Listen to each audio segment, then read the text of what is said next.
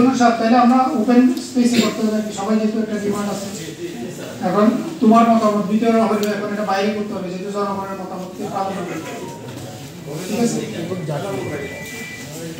আর দ্বিতীয় যে বিষয়, প্লিজ আমার মানে একটু কথা না বলি, প্রশাসন সংস্কৃতি বিষয়ক প্রদত্ত নির্দেশনা যে উদ্বোধন অনুষ্ঠান, আলোচনা এবং একটা সাংস্কৃতিক অনুষ্ঠান।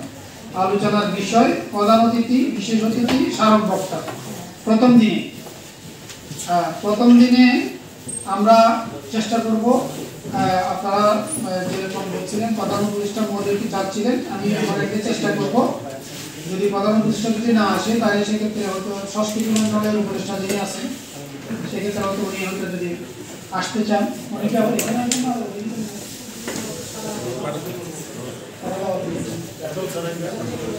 কবিতা চলে যাবে,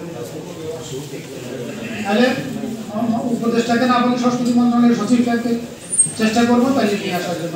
আমার 3টা টার্গেট থাকবে, চিফ অ্যাডভাইজার অথবা সংস্কৃতি অ্যাডভাইজার অথবা সংস্কৃতি মন্ত্রণালয়ের সচিব, সিনিয়র সচিব, ওনাদের 3 জনের যে কোনো একজনকে আমরা চেষ্টা করবো। 3 জনের মধ্যে যে কোনো একজনকে আমরা চাই। মানে সহানুভূতি নাই স্যার, একটা অপশন থাকে কবি সমাবেশ, এখানে ঠিক আছে আমরা এটা বিষয়গুলো স্যার কবি সমাবেশ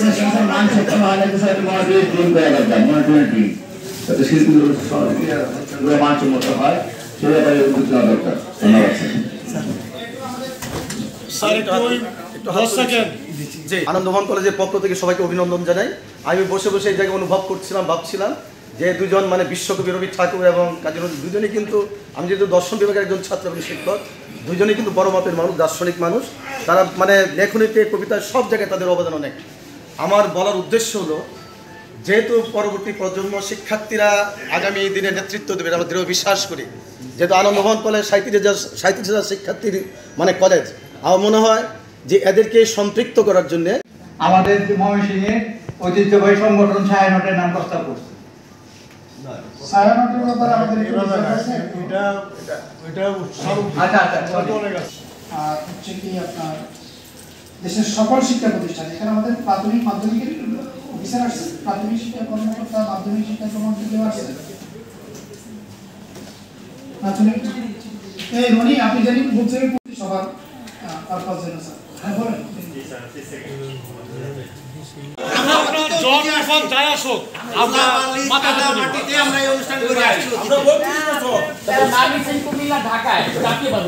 যৌথভাবে জাতীয়ভাবে অতীত হয়েছে, 2001 হয়েছে, 91 to 96 হয়েছে,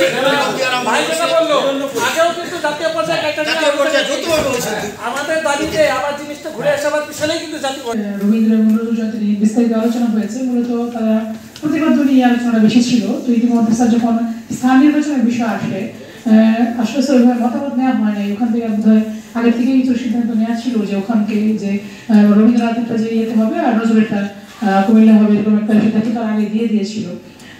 রবীন্দ্রনাথ হবে কুষ্টিয়া সিরাজ যাবে এবং নজরুলেরটা হবে যে স্যার এই কুমিল্লা দৌলতপুরে। তারা গত 5 বছর হিস্ট্রি দেখে যে কোনবার কোথায় হয়েছিল এরকম একটা হিস্ট্রি নিয়ে তারা সিদ্ধান্ত নিয়েছে। স্যার হয়েছে স্যার ময়মনসিংহবাসী, আমরা স্যার ময়মনসিংহ জেলা প্রশাসন জাতীয়ভাবে এই প্রোগ্রামটি করার জন্য প্রস্তুত রয়েছি, প্রস্তুত আছে স্যার। আমাদেরকে দিলে আমরা করতে পারবো, আগে বিগত সময় হয়েছে।